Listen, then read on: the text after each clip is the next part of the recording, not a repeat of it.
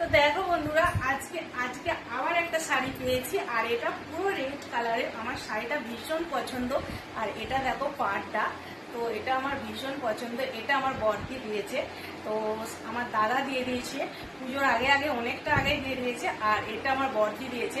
আর আজকে মঙ্গলবার, আমাদের হাওড়া এখানে যারা থাকো তারা সবাই জানো যে হাওড়া ময়দানে আমাদের মঙ্গলবারে কাপড়ের মার্কেট বসে, তো ওখান থেকেই কিনেছি।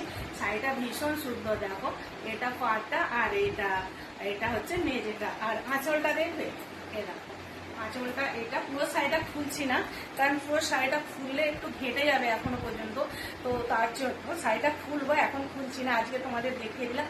তো আমার দুটো শাড়ি আমি পেয়ে গেলাম এখনো পর্যন্ত। তোমরা কে কে শাড়ি পেয়েছো গিফট এখন পর্যন্ত বলো কমেন্ট করে।